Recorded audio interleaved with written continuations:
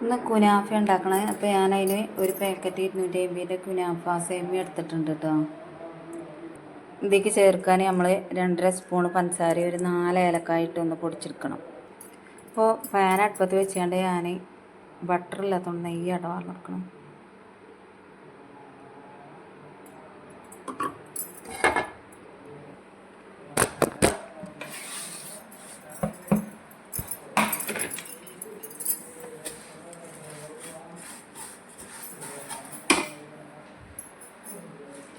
ഇപ്പോൾ കുനാഫ സേമിയനായിട്ടുണ്ട് കേട്ടോ. പാലടുപ്പത്ത് വെച്ച് ഇനി അത് സെറ്റാക്കാനുണ്ട്.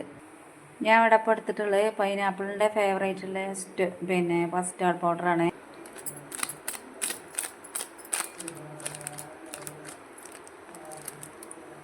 ഒരു 2 സ്പൂൺ കസ്റ്റാർഡ് പൗഡർ ചേർത്തിയാണ്ട് കുറച്ച് പാല് ഇളക്കിയാണ്ട് എടുത്താക്കുന്നുണ്ട് കേട്ടോ.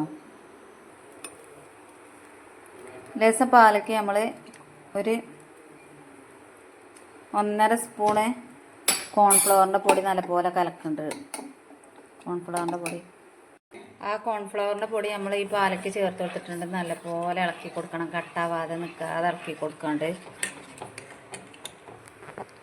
ഒരു പിഞ്ച് ഉപ്പിട്ടിക്കണ്. നമ്മൾ ആ പഞ്ചസാരയും ഏലക്കായും പൊടിച്ച് ചേർത്ത് കൊടുക്കുന്നുണ്ട്. അതിനൊപ്പം തന്നെ നമ്മളെ കസ്റ്റാർഡ് ഇതാട്ടോ. കസ്റ്റാർഡ് നല്ലപോലെ ചേർത്ത് ഇങ്ങനെ കട്ടാവണ വരെ, കുറുകണ വരെ ഇളക്കി കൊടുക്കണം.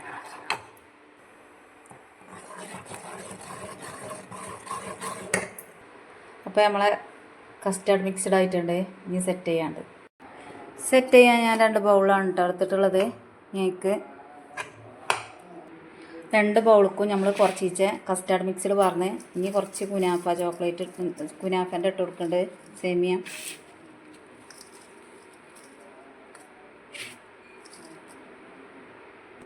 അടുത്ത ലെയർ നമ്മൾ പിന്നെയും കസ്റ്റാർഡിൻ്റെത് ചേർത്തിട്ടുണ്ട്. ഇതിൻ്റെ മേലേക്ക് കുനാഫൻ്റെ പിന്നെയും ഒന്നും കൂടി ചേർത്ത് വെക്കുക.